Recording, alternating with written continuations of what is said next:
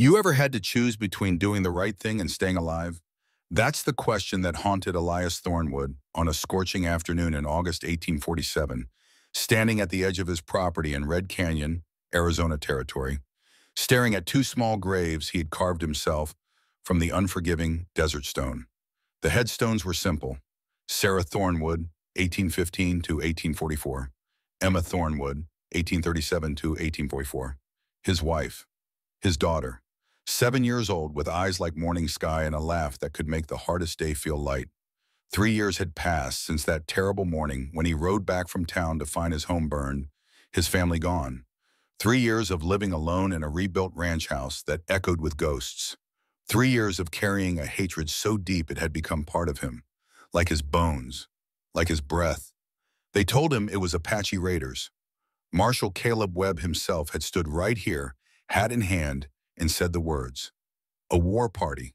Quick, brutal, merciless. The kind of violence that defined this blood-soaked territory where white settlers and native tribes had been killing each other for generations. Elias had believed every word. He'd sworn that day, standing over fresh-turned earth, that he would never show mercy to an Apache. Not one. Not ever. Some oaths, he thought, were written in blood too deep to wash away. But oaths have a way of breaking when you least expect them. It started with blood, not the old blood of memory, but fresh crimson drops in the dust, leading from the northern fence line toward his well. Elias saw them while checking the perimeter that afternoon, the sun beating down like a hammer on an anvil. His hand went to the rifle he always carried. Out here, 40 miles from the nearest fort, a man who didn't carry a gun was a man planning to die young. The blood trail wasn't scattered like a wounded deer. It was purposeful, desperate. Someone or something had dragged themselves toward water, leaving a story written in red across the pale dirt. Elias followed it with the patience of a hunter, rifle ready, eyes scanning the horizon. Apache could ambush from terrain that looked emptier than a beggar's purse. He'd learned that the hard way, lost 3 cattle to raiders just last spring. The trail led him around the corner of his barn, past the chicken coop where his hens scattered at his approach, toward the stone well he'd built with his own hands 5 years ago. Sarah used to draw water here every morning, singing hymns while Emma played in the dirt nearby. He pushed the memory away. Memories were dangerous things. They made a man soft when he needed to be hard. What he found at the well made him freeze mid-step. A woman lay crumpled against the stone wall, one hand pressed desperately against a wound in her shoulder, the other reaching weakly toward the wooden bucket that hung just 3 feet above her head. She wore deerskin clothing, Apache style, decorated with beadwork that caught the afternoon light. Her black hair was matted with sweat and dust. Blood seeped between her fingers where she tried to hold her shoulder together. Her breathing came in short, painful gasps.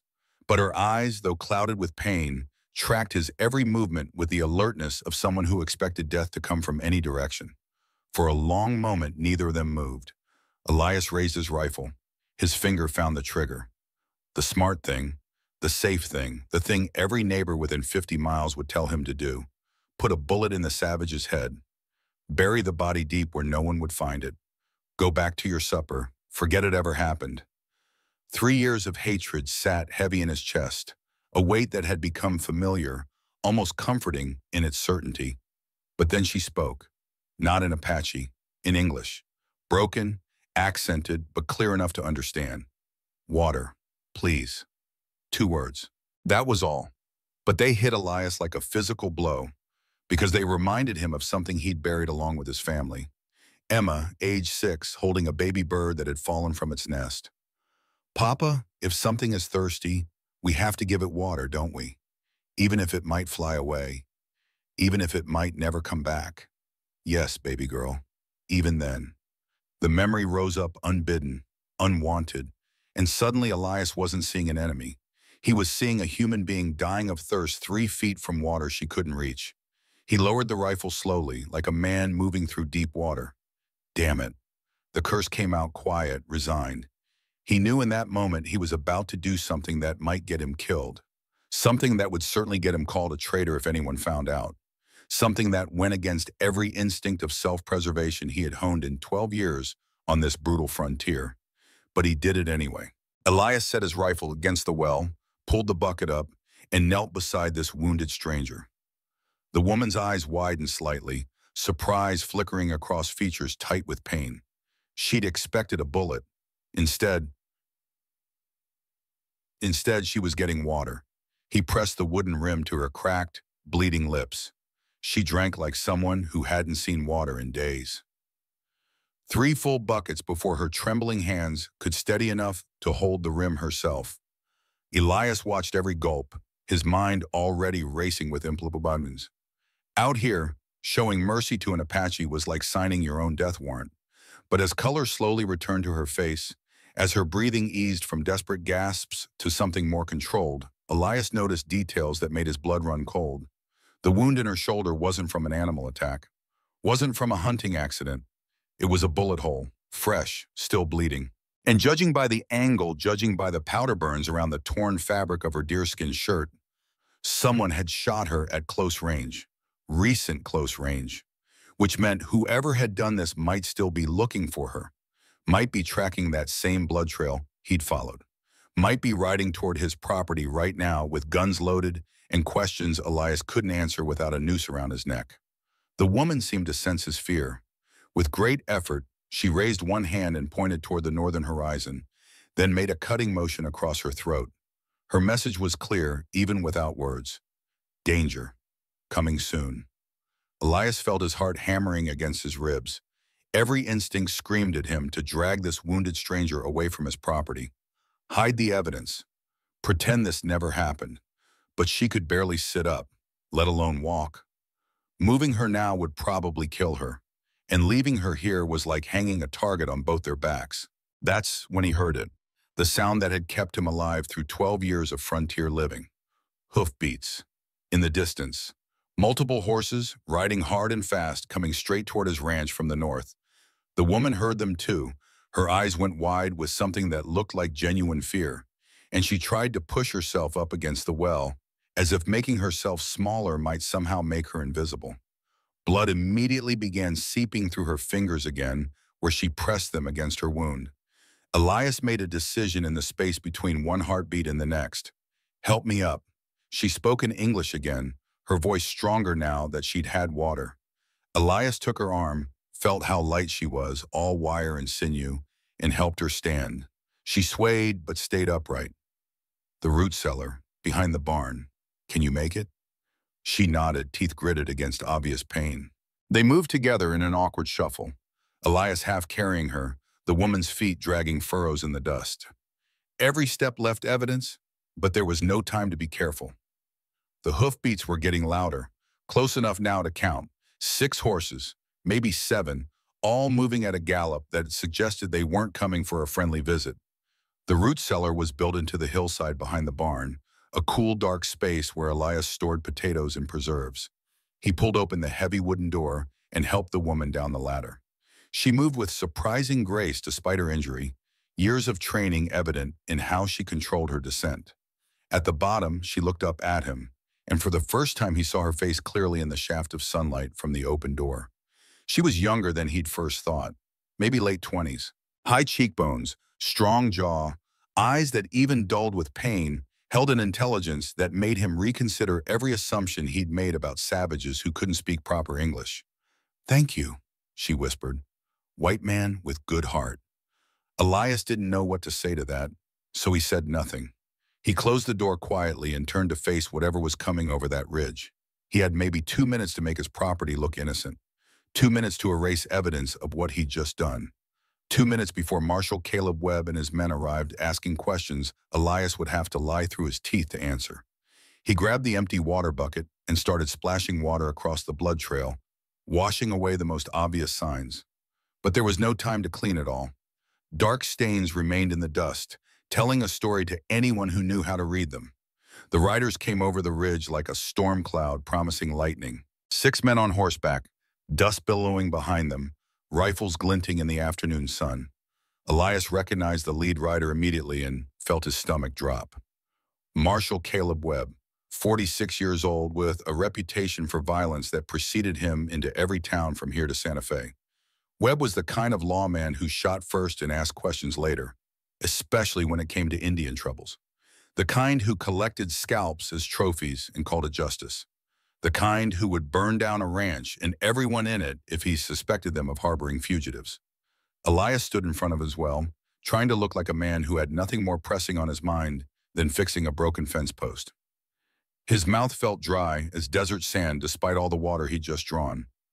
Webb reined in his horse 10 feet away, close enough that Elias could see the cold calculation in his pale blue eyes.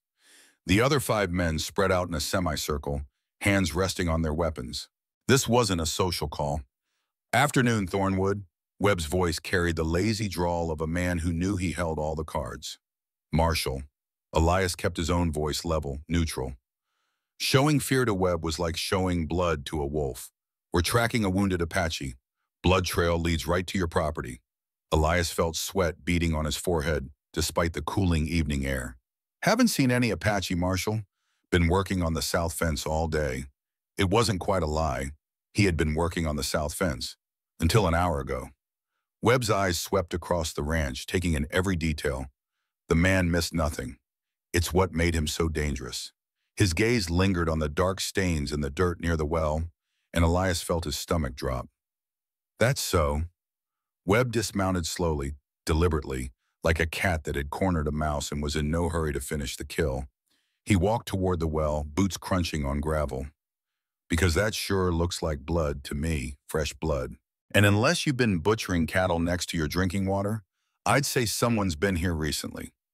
Behind Elias, hidden by the stone wall and 50 feet of ground, the wounded woman remained perfectly still in the cellar. But Elias could almost feel the tension radiating from her hiding place like heat from a forge. One sound, one movement, and they were both dead. Webb took 3 steps closer, his hand now resting openly on his pistol. "You know what the penalty is for harboring Indian fugitives, don't you, Thornwood?"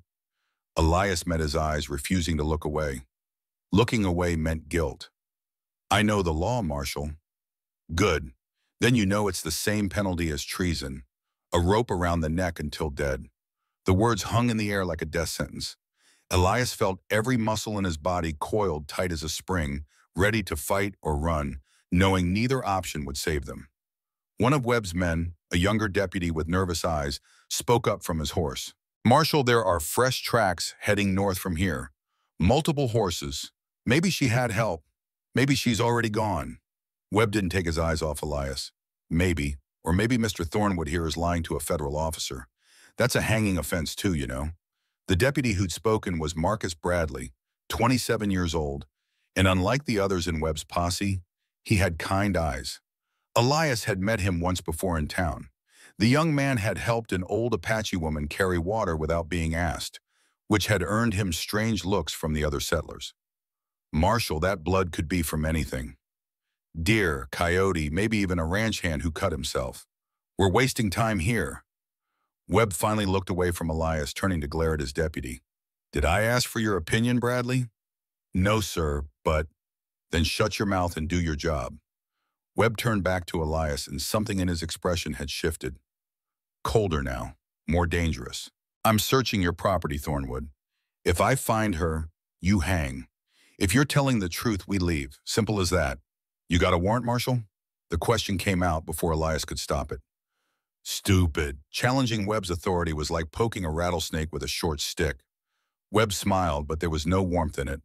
"Out here, my badge is the warrant. Now step aside, or I'll add obstruction to your list of crimes." Elias didn't move. Couldn't move because Webb was walking straight toward the barn, which meant he'd pass right by the root cellar entrance. And if he decided to search it, if he pulled open that door and looked down... But then Marcus Bradley called out again. "Marshal, found something!" He was pointing to the north fence line where the original blood trail had come from. Webb hesitated, torn between his suspicion of Elias and the pull of actual evidence. "What is it?" "Tracks, sir. Fresh ones, heading toward Red Canyon. If she went that way, she could be trying to reach her people." Webb stared at Elias for a long, terrible moment. Elias stared back, willing his face to show nothing but innocent confusion. Finally, Webb stepped back. "You're lucky, Thornwood. But if I find out you lied to me, I'll come back. And when I do, I won't be asking questions." "I understand, Marshal." Webb swung back onto his horse with the ease of a man who'd spent his life in the saddle. "Hawkins, Carter, stay here, watch the property. If that Apache shows up, you shoot her on sight. Understood? Two men dismounted. The one called Hawkins was older, maybe 45, with a scar running down his left cheek and eyes that held no mercy. Carter was younger, harder to read. "Yes, sir," Hawkins said, his hand already on his rifle. Webb and the other four riders turned north, spurring their horses into a gallop that kicked up clouds of dust. Within moments, they disappeared over the ridge, leaving only Hawkins and Carter standing guard outside Elias's property line. Elias stood alone in his yard, watching them. Two armed men, 50 yards away, with orders to kill on sight. The sun was sinking toward the western mountains now, painting the sky in shades of copper and blood. In maybe an hour, it would be full dark.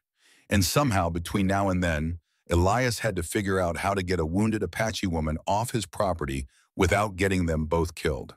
He walked slowly back to his house, careful not to look toward the cellar, and went inside.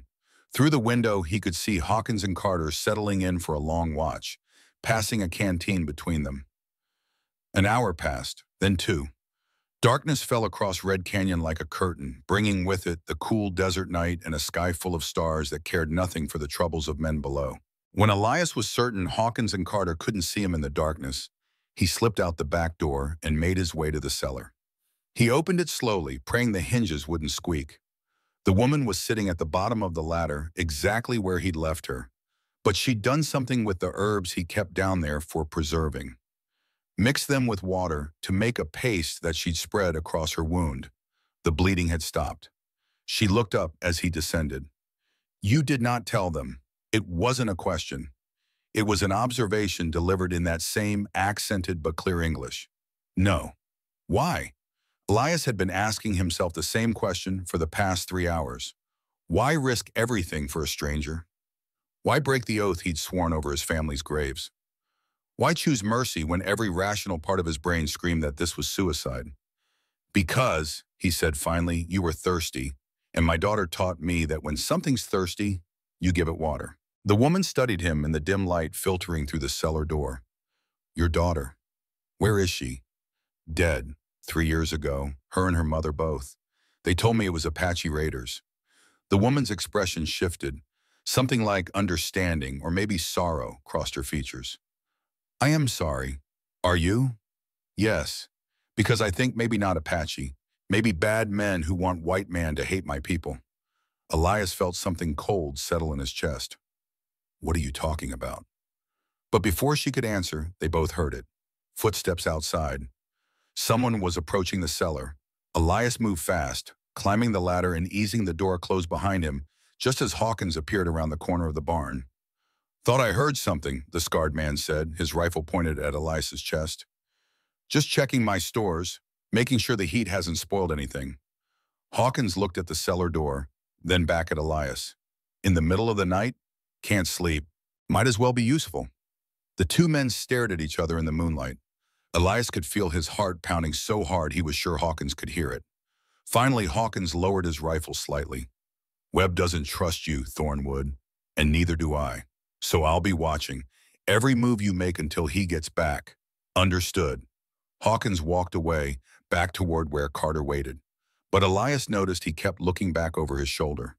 This was going to be a very long night. And when morning came, when Webb returned from his fruitless search to the north, Elias was going to have to make a choice. Keep hiding this woman and risk everything, or turn her over and live with the knowledge that he'd sentenced an innocent person to death. But as he stood there in the darkness, listening to the desert wind whisper across the canyon, Elias realized something. The choice had already been made the moment he'd given her that first drink of water. Some lines, once crossed, couldn't be uncrossed. And everything that happened next, all the blood and betrayal and truth that was coming, it all started with that one simple act of mercy on a hot August afternoon when a man chose compassion over hate, kindness over fear. Sometimes that's all it takes to change the world. One cup of water at a time. The night stretched long and cold over Red Canyon. Elias sat in his darkened house, watching through the window as Hawkins and Carter took turns sleeping and keeping watch. Professionals. The kind of men who knew how to wait, how to watch, how to kill without hesitation when the moment came. He'd managed to slip some dried meat and a canteen of water down to the woman in the cellar before Hawkins got suspicious. Not much, but enough to keep her alive through the night. Now all he could do was wait for dawn and whatever hell it would bring. Sleep was impossible. Every time he closed his eyes, he saw Sarah's face, Emma's smile. The graves he'd dug with his own hands while his soul turned to stone. For 3 years, he'd believed he knew who killed them. For 3 years, that belief had been the foundation of everything he felt, everything he did. Hatred had become his compass, pointing him toward a simple truth. Apache were the enemy. Apache took everything he loved. Apache deserved no mercy. But now, sitting in the darkness with a wounded Apache woman hiding 50 feet from his back door, doubts crept in like water through cracks in a dam. Maybe bad men who want white man to hate my people. The words echoed in his mind. What if she was right? What if everything he'd been told was a lie? Dawn came slowly, painting the sky in shades of rose and gold that reminded Elias of better days. He made coffee, strong and bitter, and was halfway through his first cup when he heard horses approaching from the north. Webb was back. Elias stepped outside, trying to look casual, trying to ignore the ice in his veins. The marshal rode up with his 4 remaining men, all of them dust-covered and irritable from a night spent chasing ghosts through Red Canyon. Webb's face was dark with frustration. Nothing, not a damn trace beyond 5 miles north. It's like she vanished into thin air. He dismounted and walked straight to Elias, getting close enough that Elias could smell horse sweat and tobacco. You sure you haven't seen anything, Thornwood? No sounds in the night? No movement around your property? Elias met his eyes without flinching. Nothing, Marshal. Just the usual desert quiet. Webb studied him for a long moment, clearly wanting to believe Elias was lying but unable to prove it. Finally, he stepped back. Hawkins, report. The scarred man shook his head. Nothing, sir. Thornwood went out to his cellar once around midnight, but that's it. No sign of the Apache woman. Webb's jaw tightened. He was a man used to getting results, and this failure sat poorly on his shoulders. All right. We'll expand the search. Bradley, take 2 men and sweep west. Hawkins, you and Carter head east. I'll check with the fort, see if there's been any Apache activity reported. He turned back to Elias. As for you, Thornwood, consider yourself lucky, but I'll be watching this property. Any sign of that savage, any sign at all, and I'll know about it. Understood, Marshal. Webb mounted up, and the 6 men rode off in different directions, leaving Elias alone in his yard with the morning sun climbing higher and his secret still hidden beneath the ground.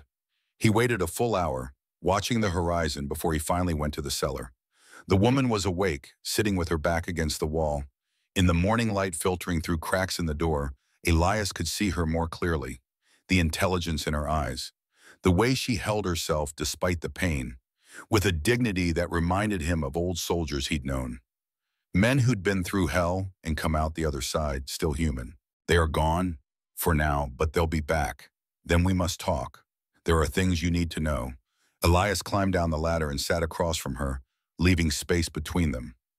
Start with your name. The woman shifted slightly, wincing at the movement.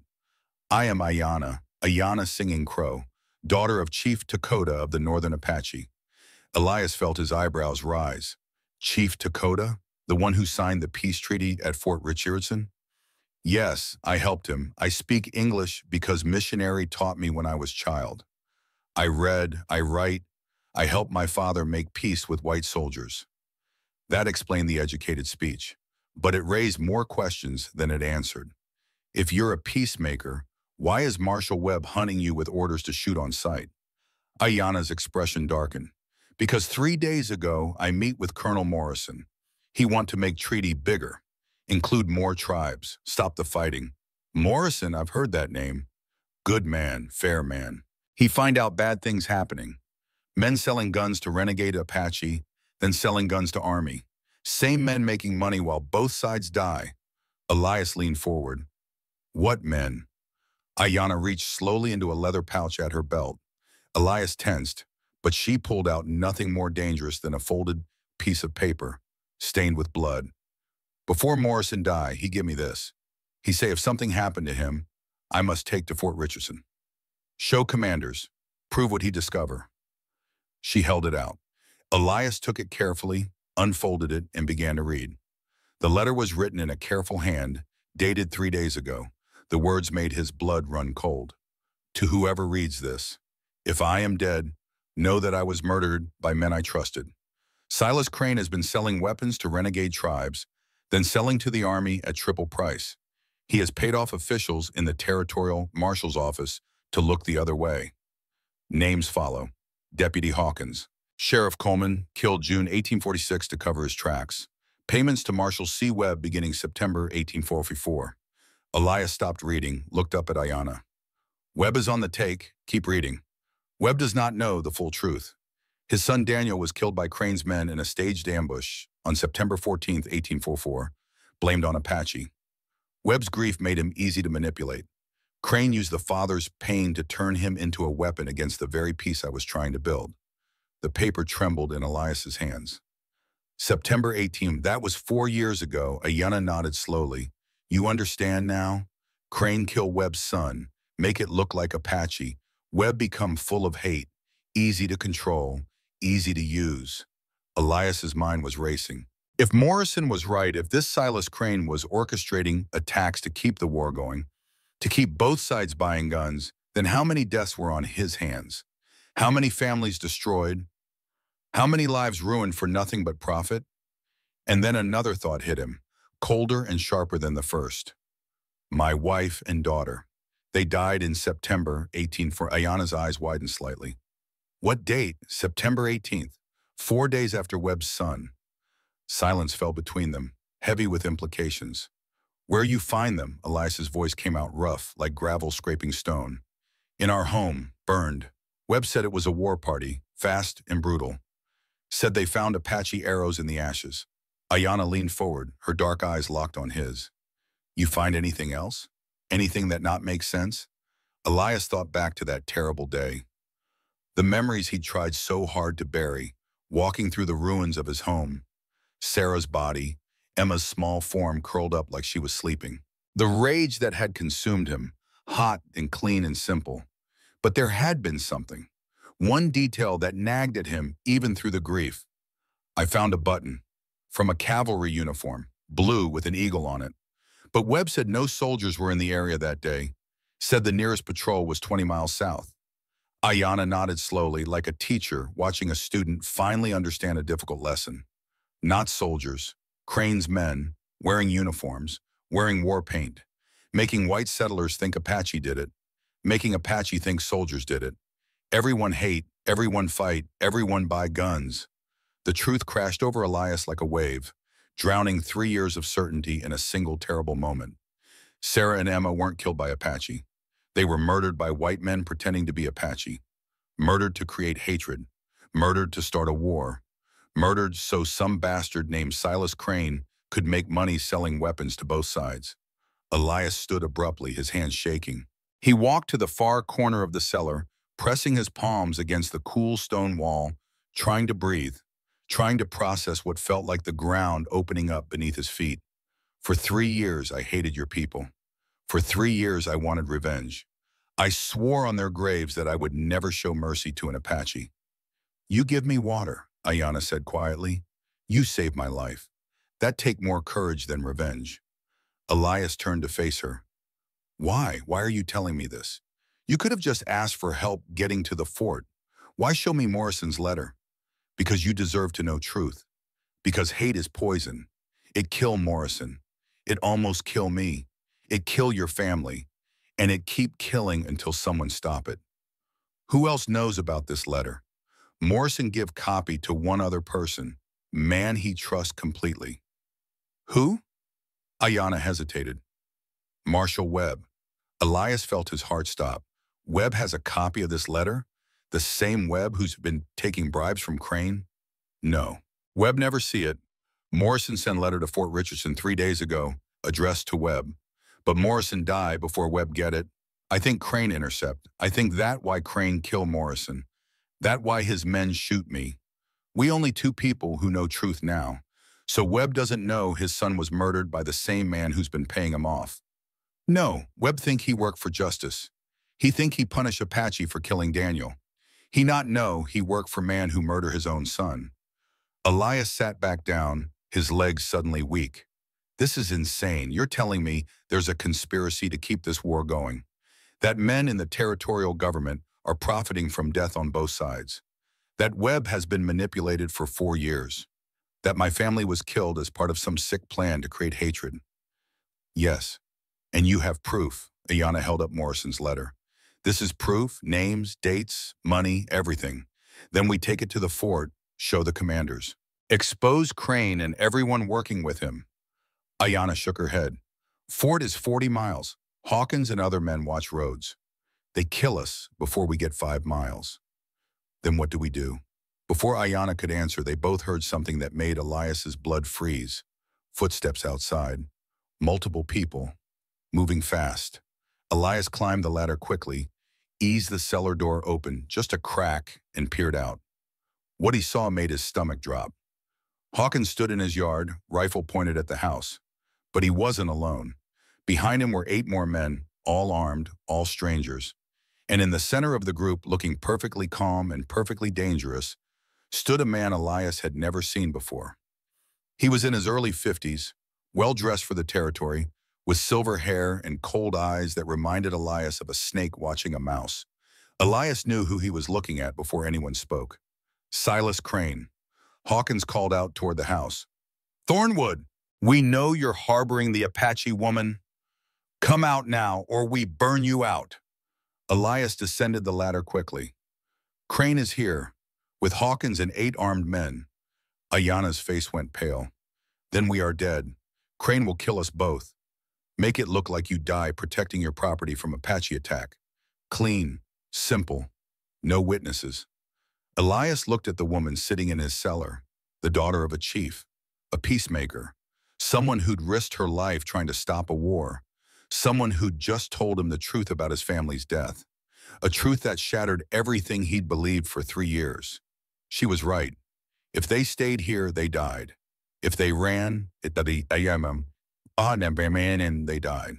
Crane had them trapped, and he had the men and the guns to finish what his hired killers had started 3 days ago when they'd shot Morrison and left Ayanna for dead.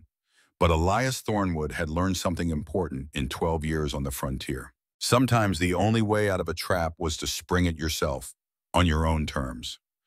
He checked his rifle, fully loaded, 6 rounds, against 9 men, not great odds. But he'd faced worse.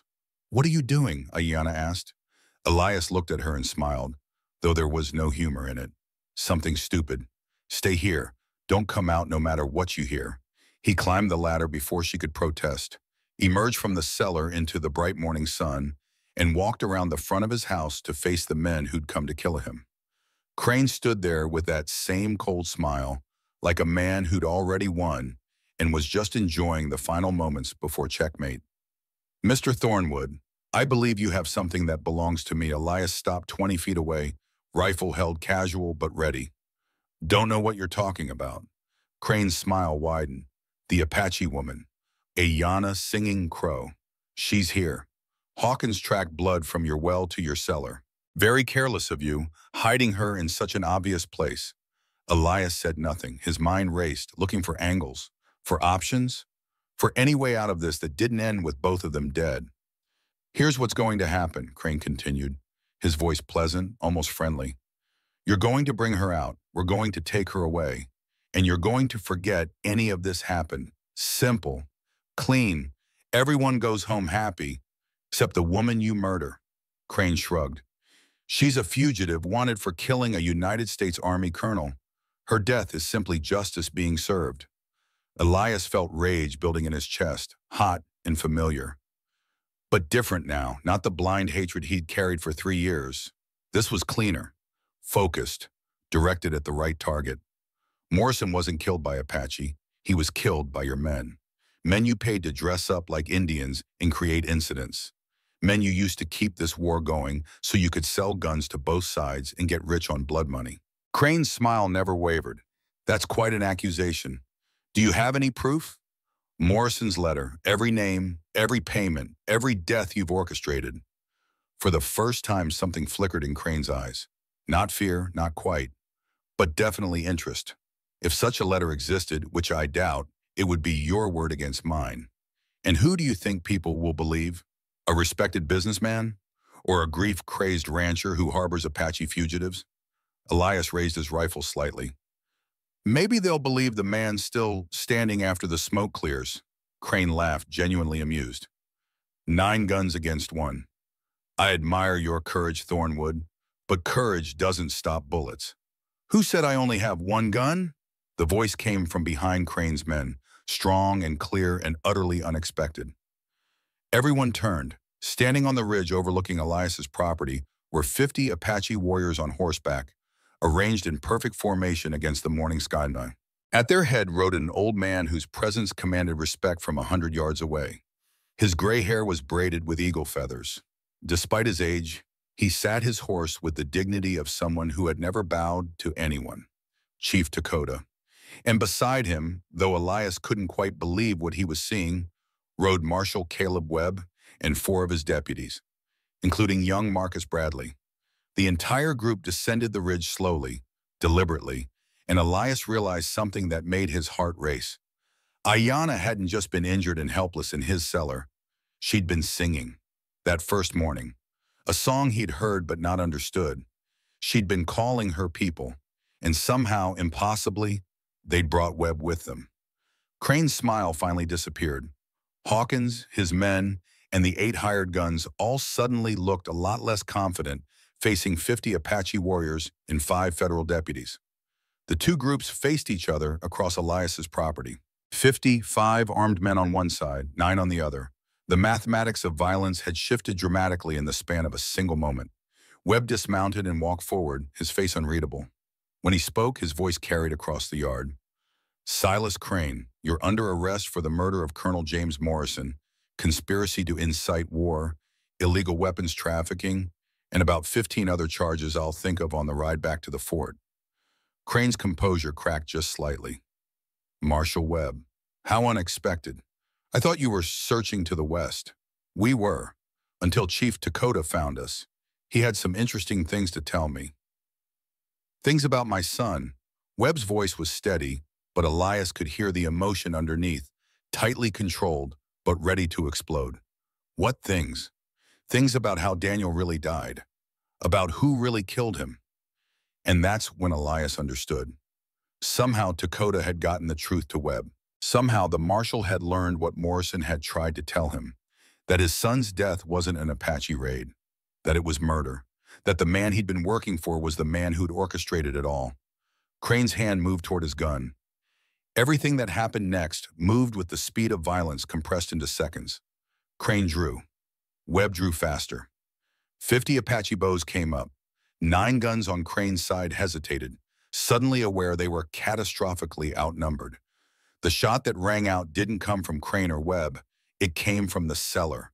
Ayanna had emerged, and she was holding Elias's spare pistol, aimed directly at Silas Crane. Her voice carried clear and strong across the yard.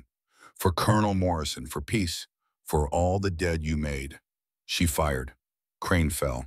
And in the terrible silence that followed, as blood spread across the Arizona dust, as Hawkins and his men threw down their weapons and raised their hands, as Webb stood frozen between his past and his future, Elias Thornwood realized something profound. The war wasn't over. The hatred wasn't gone. The pain of 3 years wouldn't disappear in a single morning. But truth had a weight to it, a gravity that pulled everything else into its orbit. And sometimes, just sometimes, the truth was enough to change the direction of history. Ayanna walked slowly toward her father, still holding the gun, her shoulder bleeding again from the exertion. Chief Dakota dismounted and caught his daughter as she collapsed into his arms. And Elias watched a father hold his child, watched 50 warriors lower their weapons, watched Webb stare at Crane's body with an expression of grief and rage and terrible, terrible understanding. The sun climbed higher over Red Canyon, and everything changed. The silence after the gunshot stretched like a rope pulled too tight, ready to snap. Silas Crane lay in the dust, blood spreading beneath him in a dark pool that looked almost black in the morning sun. His eyes stared at nothing. The man who'd orchestrated so much death, who'd built an empire on grief and hatred, was gone in the space between one heartbeat and the next. But his death didn't feel like victory. It felt like the moment before a storm breaks, when the air goes still and everything waits for lightning. Ayanna swayed in her father's arms, the gun slipping from her fingers. Chief Dakota caught it before it hit the ground, then lowered his daughter gently to sit against a wagon wheel. He spoke to her in Apache, words too quick and soft for Elias to catch, but the tone was clear. Relief, love, fear for her wound that had reopened and was bleeding again. Marshal Webb stood frozen, staring at Crane's body like a man trying to make sense of words written in a language he'd never learned. His hand still gripped his own unfired pistol. He'd drawn, ready to shoot, but Ayanna had been faster. Or maybe, Elias thought, Webb had hesitated. Maybe in that final moment, the marshal had wanted to hear Crane confess, wanted to hear the words from the man's own mouth, wanted to understand why his son had died. Now he'd never get that chance. Hawkins and the 8 hired guns stood with their hands raised, rifles on the ground, surrounded by 50 Apache warriors whose arrows were still nocked and ready. These weren't the kind of men who surrendered easily, but they knew mathematics. 9 against 55 wasn't a fight. It was a massacre waiting to happen. Marcus Bradley moved first, walking forward with his hands visible and empty.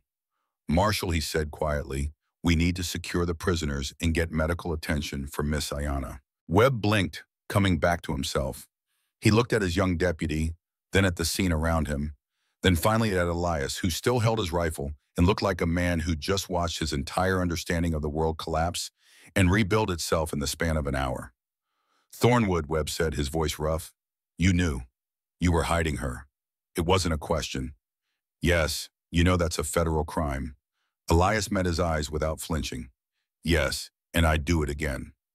Something flickered across Webb's face, not quite approval, not quite understanding, but maybe the beginning of respect.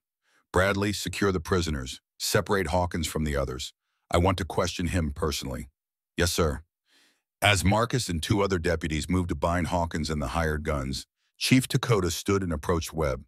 The 2 men faced each other, and Elias could feel the weight of history between them. How many times had they met across a negotiating table? How many times had they tried to build peace while men like Crane worked to tear it down? "Marshal Webb," Dakota said in careful English, his voice carrying the authority of a man who'd led his people for 40 years. "We must talk, I know. My daughter tell you truth about your son." Webb's jaw tightened, muscles working like he was trying to hold back words, or maybe screams. "She told me. Morrison's letter, the dates, the names, everything Crane did. You believe?" Webb was silent for a long moment, looking at Crane's body, then at Ayanna being tended by an Apache medicine man who dismounted and was working on her shoulder with practiced hands. "4 years ago, my son went hunting with friends. They found him dead. 3 arrows in his back, Apache arrows. 3 witnesses said they saw the war party riding away. One of those witnesses was Hawkins." He paused, breathing hard through his nose. "I spent 4 years believing you people killed my boy. 4 years working to bring Apache to justice. 4 years taking money from Crane to fund operations against your tribes. I thought I was avenging Daniel. I thought I was doing right." Dakota nodded slowly. "And now?" "Now I find out those arrows were planted. The witnesses were paid to lie. The war party was white men in paint. And the man who orchestrated it all, the man who murdered my son, was the same man paying me blood money to keep the war going." Webb's voice cracked on the last words. "I've been working for my son's killer for 4 years." The confession hung in the air like smoke. Elias felt something in his chest tighten because he understood. He'd spent 3 years believing a lie about Sarah and Emma. 3 years directing his grief at the wrong people. 3 years becoming exactly what men like Crane needed him to be. A weapon aimed at innocence. Chief Dakota placed a hand on Webb's shoulder, the gesture surprising in its gentleness. "Grief make men blind, make them easy to use. But you see truth now, that is what matters." Webb looked at the old chief, and Elias saw tears on the marshal's weathered face. "I'm sorry. God help me, I'm so sorry. Apology accepted. Now we must finish what Morrison started. We must expose others. Crane not work alone." Webb nodded, wiping his face roughly with his sleeve. When he spoke again, his voice had steadied, the lawman taking control again. "Morrison's letter mentioned others, names in the territorial government. If we can get that letter to Fort Richardson, to Commander Harrison, he has the authority to arrest everyone involved. Ayanna has letter, Dakota said. She keep it safe. Then we need to move. Crane's men will have allies. When word spreads that he's dead, they'll either scatter or come after us to silence witnesses.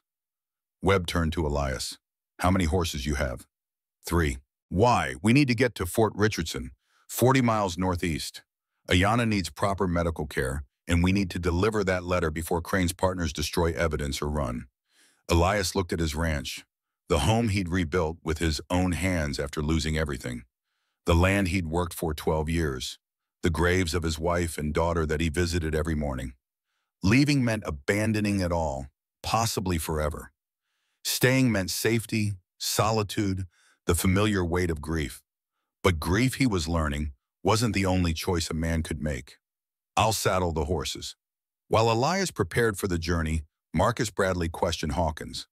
The scarred deputy sat bound to a fence post, his expression sullen and uncooperative until Webb walked over and crouched down to his eye level. Hawkins, you've worked for me 3 years. You stood beside me at my son's funeral. You looked me in the eye and told me Apache killed Daniel. Was any of it real, or were you Crane's man from the beginning? Hawkins spat in the dirt. Your son was weak, went hunting without proper guard, made himself an easy target. Crane saw opportunity, used it. That's business, Webb, nothing personal. Webb's fist moved faster than Elias would have thought possible for a man his age. It connected with Hawkins' jaw with a crack that echoed across the yard. The bound man's head snapped back, blood spraying from split lips. My son's name was Daniel. Not target, not opportunity. Daniel, say it. Hawkins smiled through bloody teeth. Dead is dead, Marshal. Don't matter what you call them after. Webb raised his fist again, but Marcus caught his arm. Sir, he's not worth it. We have his confession. That's enough. Webb stood, breathing hard, shaking with rage barely contained. Lock him up, all of them. We'll transport them to the fort with us. The group prepared to move with military efficiency. 50 Apache warriors, 5 federal deputies, 1 rancher, and 1 wounded woman who'd shot the most dangerous man in the territory. An unlikely convoy bound together by truth and necessity. But as they saddled horses and loaded supplies, a sound drifted across the morning air that made everyone freeze. Hoofbeats, many of them, coming fast from the south. Chief Dakota barked orders in Apache. Warriors spread out, taking defensive positions. Webb and his deputies drew weapons. Elias grabbed his rifle and moved to stand beside Ayanna, who'd insisted on standing despite her wound. Over the southern ridge came more riders, 20 of them, all wearing deputy badges, all heavily armed. At their head rode a man Elias didn't recognize.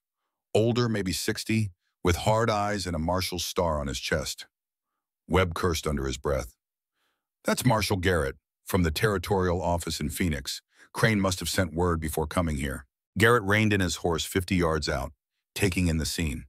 Crane's body, the prisoners, the Apache warriors, the standoff waiting to explode. When he spoke, his voice carried authority built over decades of frontier law.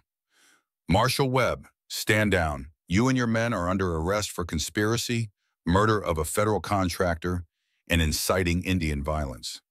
Webb stepped forward. Garrett, listen to me.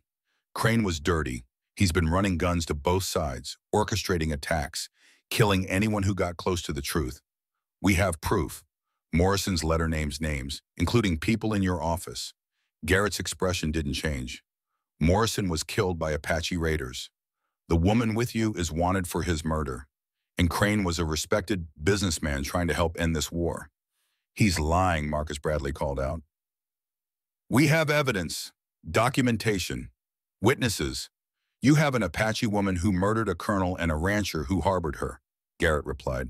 The rest is propaganda meant to destroy good men's reputations. Elias felt ice in his veins. Garrett was one of them, one of the names in Morrison's letter, a man who'd been taking Crane's money, helping cover up murders, keeping the war machine running, and now he had 20 armed men behind him. Chief Dakota spoke, his voice calm but carrying clear across the distance. You come to my land. You accuse my daughter of murder. You defend man who kill peace. You are either fool or criminal. Which? Garrett's hand moved to his pistol. I'm a United States Marshal enforcing federal law. That Apache woman is under arrest.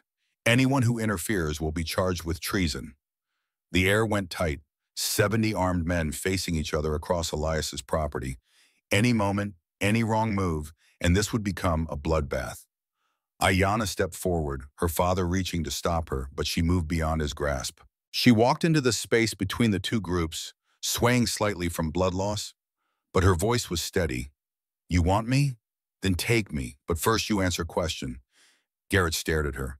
I don't answer to savages. Then you answer to this. She held up Morrison's letter, blood-stained and folded, but clearly visible. Colonel Morrison write everything. He know about gun running. He know about fake attacks. He know about money you take from Crane. He write it all down. 3 copies. One he give me. One he send to Fort Richardson. One he hide where you never find. Garrett's face went pale.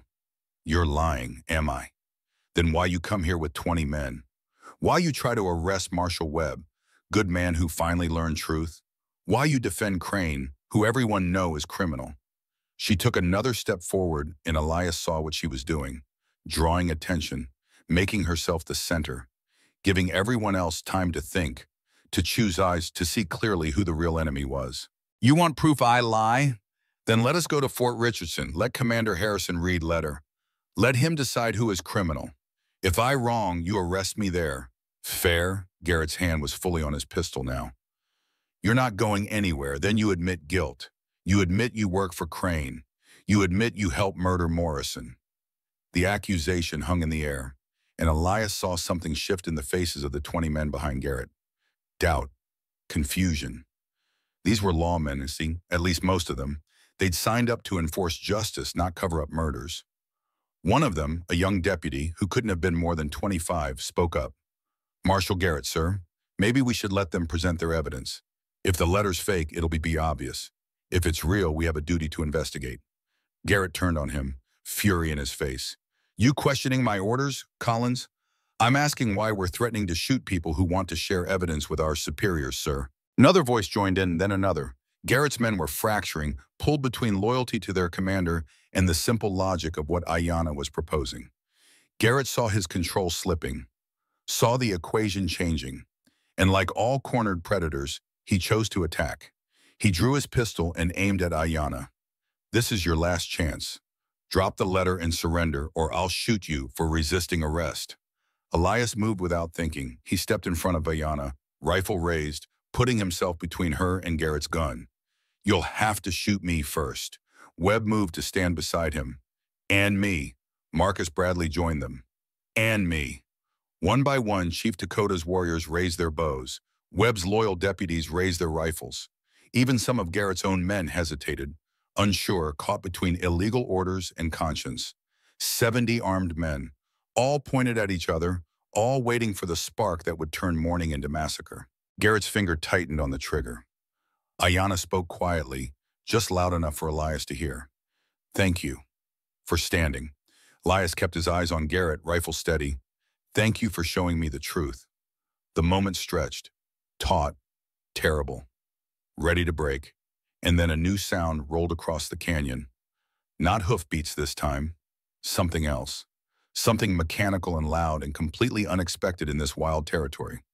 A steam wagon, one of those new Army supply vehicles, belching black smoke, grinding over rough terrain with 6 soldiers riding escort. And flying from its mast was the flag of Fort Richardson. The wagon rolled to a stop between the two groups. A man dismounted from the driver's seat, tall and gray-haired, wearing a colonel's uniform. His eyes swept the scene with a tactical assessment of someone who'd commanded men in combat. When he spoke, his voice cut through the tension like a blade. I am Colonel Harrison, commanding officer of Fort Richardson. Someone want to tell me why I'm looking at what appears to be 2 federal marshals about to start a war on United States soil? Garrett lowered his gun slightly, trying to recover composure. Colonel, I'm Marshal Garrett. This is a law enforcement matter. The Apache woman is wanted for murder. These men are interfering with her arrest. Harrison looked at Ayanna, then at the body of Silas Crane, then at the letter still clutched in her hand. That wouldn't happen to be the letter Colonel Morrison sent me, would it? The one that was supposed to arrive 3 days ago but mysteriously disappeared? Ayanna held it up. Yes, sir. Harrison walked forward and took it gently from her hands. He unfolded it, read it carefully, his expression growing darker with each line. When he looked up, his eyes fixed on Garrett like gun sights on a target. Marshal Garrett. According to this document, you've been receiving payments from Silas Crane for 4 years. You've helped cover up at least 7 murders. You've actively worked to prevent peace negotiations between settlers and Apache tribes. Is any of this untrue? Garrett said nothing. His face had gone from pale to gray. I'll take that as confirmation. Garrett, you're under arrest. Your men are ordered to stand down immediately and surrender their weapons. Anyone who refuses will be charged with treason alongside you. The 20 deputies behind Garrett looked at each other. Then one by one, they lowered their guns and stepped away from their commander. Garrett stood alone. For a moment, Elias thought the man might fight, might choose to go down shooting rather than face trial. But whatever fire had driven him for 4 years seemed to gutter and die in the face of inevitable justice. He dropped his pistol in the dust. Harrison's soldiers moved quickly, securing Garrett and collecting weapons. The colonel turned to Webb. Marshal Webb, I received Morrison's first letter, the one addressed to you yesterday.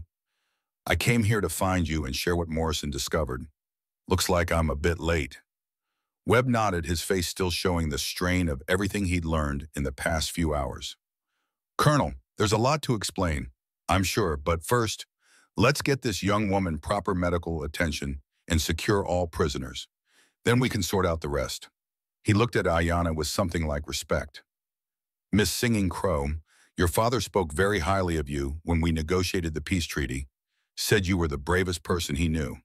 I'm beginning to understand why. Ayanna swayed, and Chief Dakota caught her before she fell. The medicine man had done what he could, but she'd lost too much blood, reopened the wound too many times. She needed real care.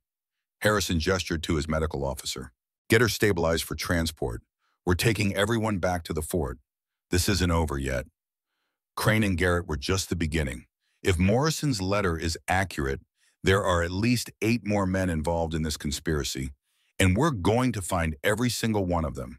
As soldiers moved to help Ayanna, as prisoners were loaded onto wagons, as the machinery of justice began grinding forward, Elias stood in his yard and looked at what remained. Crane's body being covered with canvas, blood in the dust, hoofprints everywhere. His quiet ranch transformed into a battlefield. Chief Dakota approached him, and Elias straightened, suddenly aware he was facing the leader of the Northern Apache. You saved my daughter's life, the old man said. Give her water when she's dying. Hide her when killers come. Stand between her and bullets. This is debt I cannot repay with words. I just did what was right.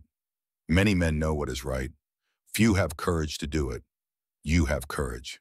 And you have honor. Dakota reached into a leather bag at his side and pulled out something wrapped in soft deerskin. He unfolded it carefully, revealing a knife with a bone handle carved with intricate designs. This belonged to my father. He carried it in many battles. He give to me when I become chief. I give to you now, because you are a warrior, not with gun, with heart. Elias took the knife carefully, feeling the weight of tradition, of trust, of a bridge being built between 2 peoples who'd spent generations trying to kill each other. I don't know what to say. Say you will come to my village. When this is finished, when justice is done, we have ceremony, we make you brother, true brother, not just words, true family. Elias felt something break open in his chest, something that had been locked tight since Sarah and Emma died, something that felt like hope. I would be honored. Dakota clasped his arm, the grip strong despite the man's age. Then it is done. As the sun climbed higher over Red Canyon, as the convoy prepared to move out, as justice began its slow march forward, Elias Thornwood looked at the 2 graves near his house and made a silent promise. Sarah, Emma, I spent 3 years hating in your name, hurting in your name, but you wouldn't have wanted that. Emma would have said to help the thirsty person. Sarah would have said to do what's right even when it's hard. I'm going to build something better. A bridge between peoples. A peace that lasts. A world where children don't die for men's greed. I hope you'd be proud. The wind whispered through the canyon, carrying dust and hope in equal measure, and Elias climbed onto his horse to ride toward whatever came next. The convoy moved northeast across the Arizona territory like a strange parade of unlikely allies. 50 Apache warriors rode in formation, their horses moving with the practiced ease of men who'd been born in the saddle. 5 federal deputies, including Marshal Webb and young Marcus Bradley, kept watch over the prisoners. Colonel Harrison's steam wagon chugged along at the center, belching smoke and frightening the horses that weren't used to such mechanical beasts. And somewhere in the middle of it all rode Elias Thornwood, a rancher who 48 hours ago had wanted nothing more than to be left alone with his grief. Ayanna rode in the wagon, lying on blankets while Harrison's medical officer tended her wound properly. The bleeding had finally stopped, the bullet removed, the shoulder stitched and bandaged. She'd live, the doctor said, though she'd carry the scar forever. Elias thought that was fitting. They'd all carry scars from this, some visible, some not. The journey took 2 days of hard riding. They made camp the first night in a canyon 20 miles from Fort Richardson, posting guards and shifts, keeping the prisoners separated and bound. Nobody trusted anyone completely yet. Too much blood had been spilled, too many lies told, too many years of hatred to simply evaporate because the truth had come to light. Elias sat by the fire that first night, unable to sleep, watching the flames dance and thinking about everything that had happened. Webb approached and sat down beside him without asking permission. For a long time, neither man spoke. Finally, Webb broke the silence. My son loved horses, spent every free moment in the stable, brushing them, talking to them like they could understand every word. Sarah used to joke that Daniel spoke better horse than English. He paused, staring into the fire. The day he died, he was going hunting with 2 friends, boys he'd known since childhood. They found his body that evening, 3 arrows, Apache markings. Hawkins rode in covered in blood, said he'd tried to save them, but the war party was too big, too fast. Said Daniel died brave. Webb's voice cracked slightly. I believed him. God help me. I looked at that bastard in the eye and thanked him for trying to save my boy. And the whole time, he'd been part of killing him. Elias understood that particular flavor of betrayal, the way it twisted in your gut like a knife. The men who killed my family, I found a button from a cavalry uniform in the ashes, blue with an eagle. I asked Webb about it, the old Webb. Before I knew what I know now, he told me sometimes Apache raiders scavenged from dead soldiers, take trophies, said it didn't mean anything. Did you believe him? I wanted to. Believing was easier than questioning. Questioning meant maybe I'd been wrong. Maybe the hate I'd built my whole life around for 3 years was aimed at innocent people. Webb nodded slowly. Grief makes us stupid, makes us easy to manipulate. Men like Crane and Garrett, they understand that. They know how to turn pain into a weapon. They sat in silence for a while longer, 2 men who'd both lost everything and found themselves on the other side of hate, looking back at the wasteland it had created. What happens now, Elias asked, after we get to the fort, after Harrison reads that letter and starts making arrests? Webb took a long breath. Trials, long ones, lots of powerful men implicated in Morrison's letter. Territorial judges, land speculators, gun merchants. They're going to fight like hell to avoid the noose. Some might succeed, some won't. And us? Webb looked at him. You mean, will you hang for harboring a fugitive? The thought had crossed my mind. You saved the life of a woman who turned out to be innocent, who turned out to be trying to stop a war. I think Harrison will see that counts for something. And if he doesn't, then I'll testify that you were acting on information I provided, that you were working as an unofficial deputy to protect a witness. I'll lie under oath if I have to. Elias felt something shift in his chest. Gratitude, maybe? Or recognition that Webb was trying to be the man he'd always thought he was before grief had twisted him into something else. Thank you. Don't thank me yet. We're not out of this. Morrison's letter names 8 men besides Crane and Garrett. At least 3 of them have private armies. They're not going to let us waltz into Fort Richardson and destroy their operation without a fight. You think they'll try something? I'd bet on it. Webb was right. The attack came at dawn on the 2nd day, just as they were breaking camp. Riders appeared on the ridgeline to the south. 20 of them, heavily armed, moving fast. Not soldiers, not lawmen, hired guns.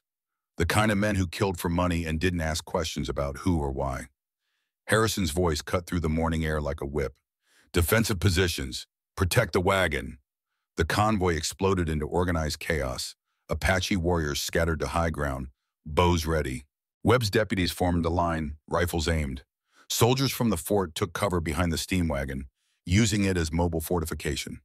Elias found himself crouched behind a boulder next to Marcus Bradley, rifle loaded, watching the riders descend. "You ever been in a real fight?"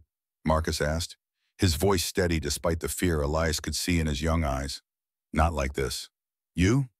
"Once, 3 years ago, Apache raiders hit a supply wagon I was guarding. Killed 2 men before we drove them off. Scared me so bad I couldn't sleep for a week." He paused, then added quietly, "Found out later those raiders were renegades, outcasts from the tribes, men who'd been kicked out for being too violent. But we reported it as Apache attack. Help feed the hatred, help make everything worse. The riders were close now, close enough to see faces, close enough to recognize that these weren't desperate men. These were professionals, cold eyes, steady hands. The kind who'd done this before and would do it again." A voice called out from the attacking group, deep, commanding, used to being obeyed. "Colonel Harrison, we don't want trouble with the army. Hand over the Apache woman and Morrison's letter, and we'll ride away. Nobody has to die." Harrison stood behind the wagon, fully exposed, showing no fear. "And who exactly are you to be making demands of the United States military? We represent concerned citizens who want to see justice done. That woman murdered a colonel. She needs to stand trial. She will stand trial. At Fort Richardson, under proper legal authority. Not by hired killers working for men trying to cover up their crimes." The rider who'd spoken, a hard-faced man in his 40s wearing expensive clothes incongruous with his surroundings, smiled without warmth. "Then I'm afraid we have a problem, Colonel." He raised his hand. 20 rifles came up in unison, and from the ridgeline behind them, 20 more riders appeared. Then 20 more. 60 guns total, all aimed at the convoy. Elias felt his stomach drop. They were outnumbered, outgunned, trapped in a canyon with high walls and limited cover. Harrison's voice remained steady. "You attack federal soldiers, you'll hang. Every one of you. Maybe. But you'll be dead, and the evidence will disappear. Worth the risk." The hard-faced man lowered his hand toward his pistol. "Last chance, Colonel." Harrison looked at Webb, at Chief Dakota, at the prisoners cowering in the wagon, at Ayanna, who'd struggled to sit up despite her wound, ready to fight even though she could barely stand. Then he looked back at the 60 guns aimed at his people and made a decision that Elias knew cost him everything. "Stand down. Lower your weapons, sir," Marcus said, disbelief in his voice. "That's an order, Deputy. I won't have good people die for a letter. We'll find another way." The soldiers, the deputies, the Apache warriors all looked at their leaders. Chief Dakota had gone very still, his weathered face unreadable. Webb's jaw was clenched so tight Elias could see muscles jumping. But they lowered their weapons. The hard-faced man smiled and gestured to 2 of his riders. "Get the woman. Get the letter. Kill anyone who interferes." 2 men dismounted and started walking toward the wagon. Casual, confident, like men collecting a package they'd already paid for. Elias watched them approach. Watched the way they moved, hands on guns, eyes scanning for threats. Watched them get closer to Ayanna, who sat with her father's hand on her shoulder, both of them silent and proud even in defeat. And something inside Elias broke. Not broke in the way grief had broken him 3 years ago. Broke in a different way. Like a dam bursting. Like chains snapping. Like a man who'd spent so long being afraid of losing what little he had left that he'd forgotten how to stand for what mattered. He stood up from behind the boulder. No. The single word cut across the canyon. Everyone turned to look at him. The hired guns, the soldiers, Webb, Harrison, even Chief Dakota. Elias walked forward, rifle at his side, not aimed but ready. "You want her, you go through me." The hard-faced man laughed, brave. Stupid, but brave. "Who are you exactly?" "Elias Thornwood. And 3 years ago, my wife and daughter were murdered by men working for the same bastards who hired you. Men who dressed up like Apache to start a war. Men who killed innocent people for profit." He kept walking, getting closer to the two hired guns. I spent 3 years hating the wrong people. 3 years wanting revenge on the wrong enemy. I'm not making that mistake again. The hard-faced man's smile faded. Mr. Thornwood, you're about to get yourself killed for nothing. Maybe, but at least I'll die standing for something true. Elias raised his rifle and pointed it at the nearest hired gun. Leave now, or find out if I'm bluffing. The canyon went silent, and then Marcus Bradley stood up from behind his cover, rifle raised. He's not alone. Webb stood next, not alone. One of Harrison's soldiers, not alone. Another, then another, deputies, soldiers, even some of the prisoners, bound but defiant, struggling to their feet. And then Chief Dakota spoke in Apache, his voice carrying like thunder across stone, and 50 warriors stood as one, bows drawn, arrows nocked. The hard-faced man looked at his 60 guns, then at the convoy where every person who could hold a weapon was now standing, ready to die rather than surrender. The mathematics had changed. Yes, the hired guns would win, eventually, but not without losing most of their number. Not without paying a price in blood that even mercenary wages couldn't justify. Elias could see the calculation happening behind the man's eyes, weighing profit against survival, weighing orders against self-preservation. The hired gun lowered his rifle slightly. This isn't over.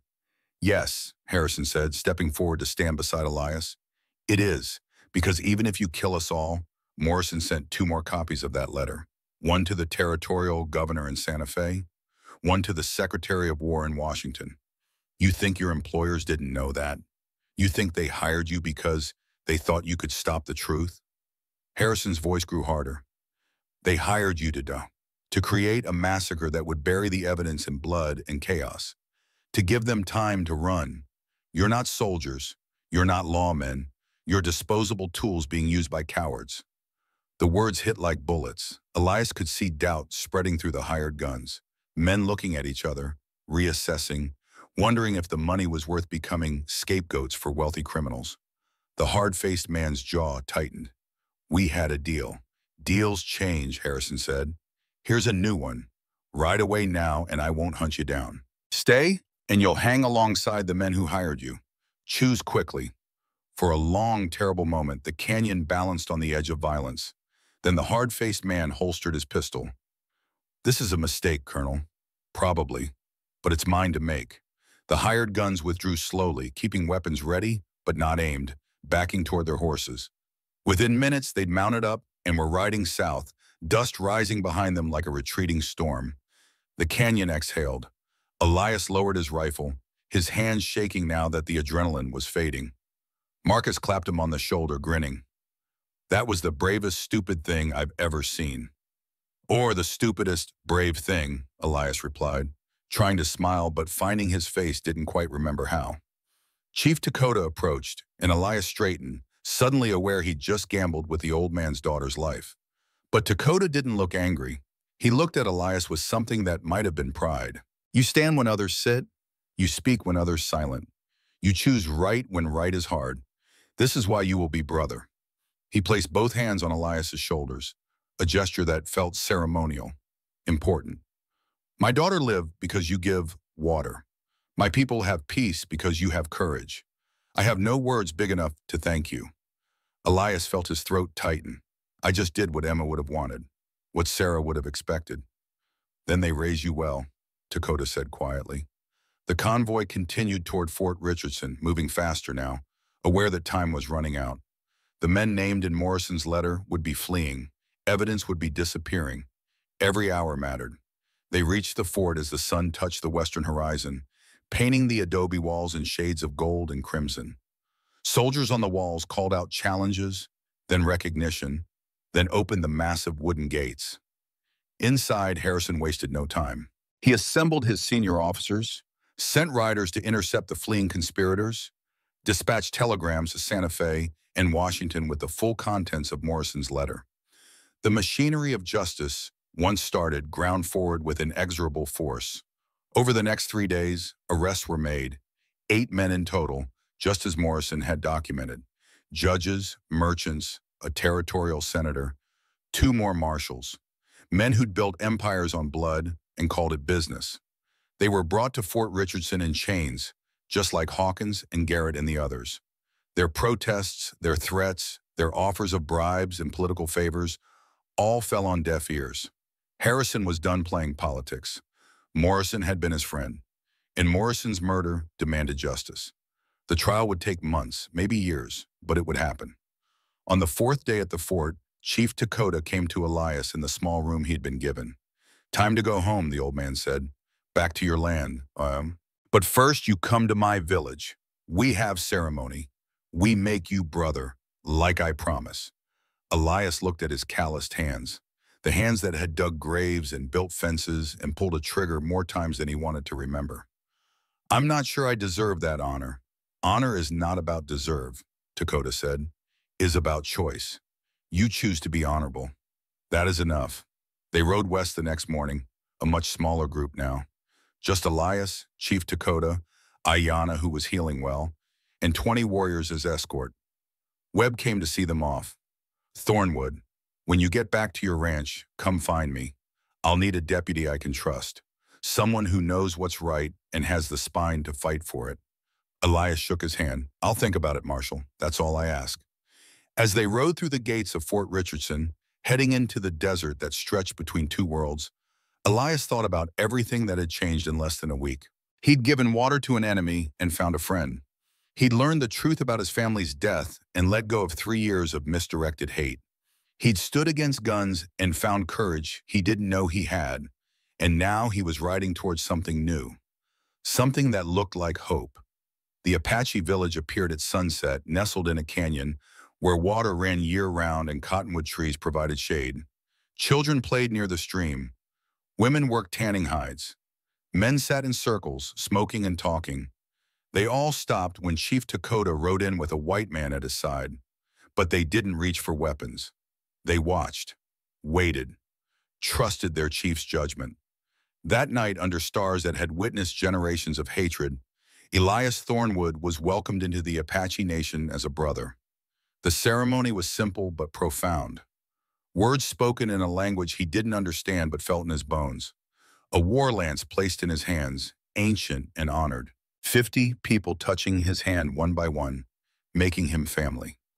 Ayanna stood beside her father, her arm in a sling, but her eyes bright. "You are Braveheart now," she said. "That is your Apache name, because you have brave heart. You save enemy. That is biggest courage." Elias held the war lance and felt its weight. Not just the physical weight of wood and bone and feather, the weight of tradition, of trust, of a bridge built between peoples who'd spent generations trying to destroy each other. "One cup of water," he said quietly. "That's all it took to start this." Ayanna smiled. Sometimes small things have big power. Water in desert, truth in darkness, kindness in hate. These change everything. The stars wheeled overhead. The fire crackled. And somewhere in the night, the ghost of a little girl who'd once loved wildflowers smiled at her father and whispered that she was proud. 6 months can change everything. Elias Thornwood stood on the ridge overlooking his ranch in Red Canyon, watching the sun climb over the eastern mountains and paint the desert in shades of amber and gold. The same sun that had risen on the day he'd found Ayanna dying of thirst by his well. The same sun that had witnessed everything that came after. But the land below looked different now. Where once there'd been only his solitary house and barn, now there were new structures. A meeting hall built with timber hauled from the mountains and adobe brick made from the canyon clay. A schoolhouse with real glass windows, small but sturdy, where Apache children and settler children sat side by side learning to read and write in 2 languages. And people, so many people. Apache families had set up traditional dwellings on the eastern edge of his property, their presence negotiated carefully through Chief Dakota and approved by the territorial government. White settler families had built homes on the western edge, drawn by the promise of protection and the newly expanded peace treaty that made this land safe for the first time in a generation. In between, like a bridge connecting 2 worlds, sat Elias's original ranch house, modified now, expanded, a place where both peoples could meet, eat, talk, trade, and slowly, carefully, learn to trust. It wasn't perfect. Trust built slowly, especially after so much blood. There were still fights, still suspicions, still moments when old hatreds flared like embers that refused to die completely. But it was progress, real progress. The kind Morrison had died trying to create, the kind Ayanna had nearly died protecting. Elias heard footsteps behind him and turned to see the woman herself climbing the ridge path, moving with only the slightest stiffness in her left shoulder where the bullet had torn through. She'd healed remarkably well. The Apache medicine man's herbs combined with the Fort doctor's stitches, creating a recovery that surprised everyone. "You stand here every morning," she said, coming to stand beside him, "looking at what we build. Do you regret?" "Regret what?" "Giving water to wounded Apache woman. Changing your whole life."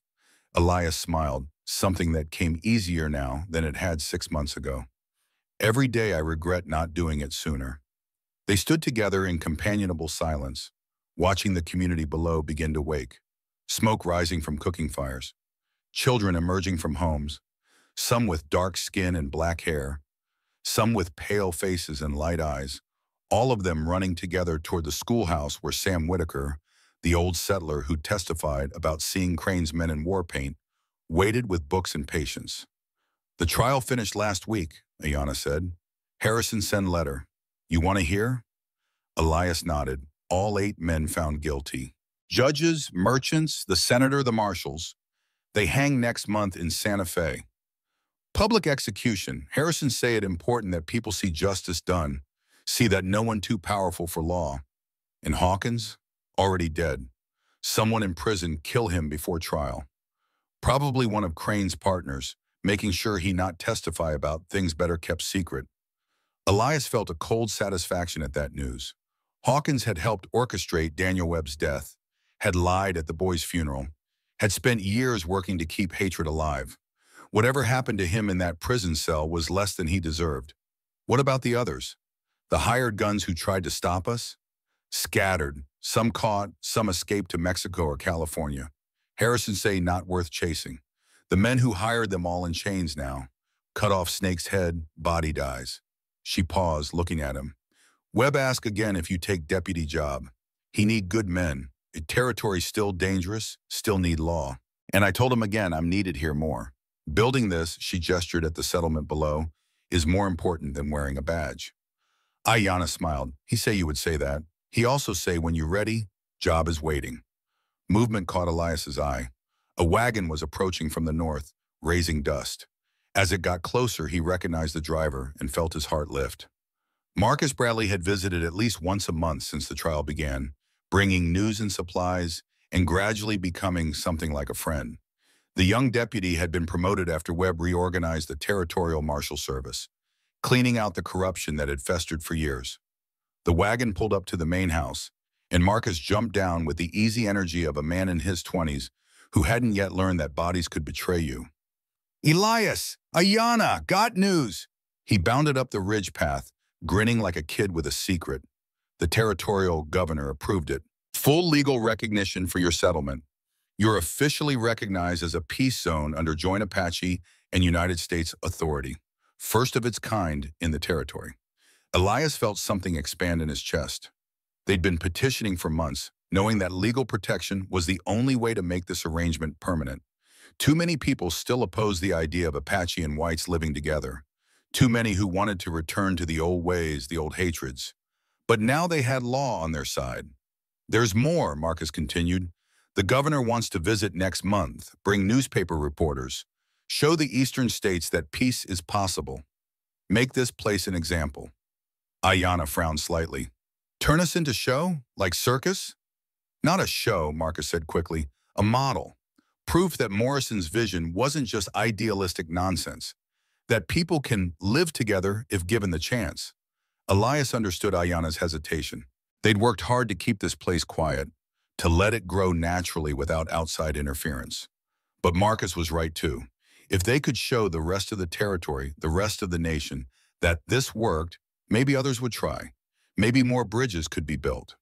"We'll meet with the governor," Elias decided, "but on our terms. No performances, no staged events. He sees real life here, the good and the difficult." "Fair enough," Marcus agreed.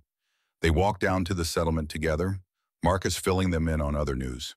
The peace treaty had been expanded again, including 3 more Apache tribes. Attacks on settlers had dropped by 70% across the territory. Trade between Apache communities and white towns was starting to flourish.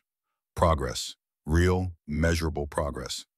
At the schoolhouse, they found Sam Whitaker teaching a mixed class of 15 children. The old man had taken to education like a duck to water, his patience and gentle humor making him beloved by students from both communities. "And there's the famous peacemakers," Sam called out when he saw them.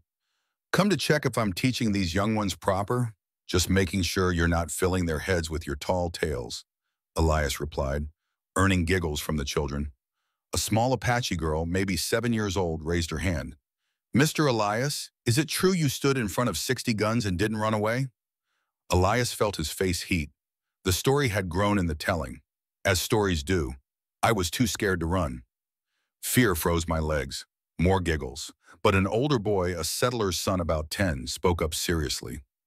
"My pa says you're a hero, says you proved white folks and Apache can be friends." "I'm not a hero. I just gave someone water when they were thirsty." Ayanna stepped forward, addressing the class. "That is lesson. Small actions can change everything. Kindness is more powerful than hate. Truth is stronger than lies. Remember this. Remember what happened here. When you grow up, when you have children, tell them. Keep peace alive." The children nodded solemnly, absorbing wisdom beyond their years. That afternoon, Chief Dakota arrived with 20 warriors and their families. The old chief had taken to spending half his time at the settlement, helping mediate disputes and teaching the younger generation about Apache traditions. He found Elias working on expanding the meeting hall, sawing boards with the help of 3 Apache men and 2 white settlers who'd learned to work together efficiently despite speaking different languages. "Thornwood," Dakota called out. "Come, we must talk." Elias set down his saw and followed the chief to a quiet spot under the cottonwood trees that grew near the stream. Sarah's favorite trees. She'd loved the way their leaves sounded in the wind, like whispered conversations. "I have decision to make," Dakota said once they were seated. "I grow old. My people need young leader. Strong leader for new times. You have many years left, Chief, perhaps. But leadership not just about years, about vision, about understanding both old ways and new world. I have son, but he die. I have daughter. Ayanna. Yes, she speak both languages, understand both peoples. She brave, smart, strong. She should lead after me." That sounds right. But some warriors say woman cannot be chief, say tradition is only men lead. They wrong, but they loud. Elias listened, sensing where this was going. If Ayanna become chief, she needs support, need people who trust her. Apache people and white people both. She needs symbol that she can bridge both worlds. "What kind of symbol?" Dakota looked at him directly. "Partnership between daughter of Apache chief and white man who saved her life. Not marriage," he added quickly, seeing Elias's expression. "Our custom's different, but partnership, working together, leading together, showing everyone that cooperation possible." Elias thought about what Dakota was really asking, to bind himself even more completely to this bridge between worlds, to become not just a resident of a mixed settlement, but a leader of it, to take on responsibility for dozens, maybe eventually hundreds of people trying to build something new. "I'm just a rancher. I don't know how to lead. You lead already. People follow you. Apache warriors stand with you when you face 60 guns. White settlers come here because they trust you. Children respect you. You lead without trying. Imagine what you do when you try." Elias looked across the stream to where his original house stood, where Sarah and Emma's graves rested under the desert sky. What would they think? What would they want him to do?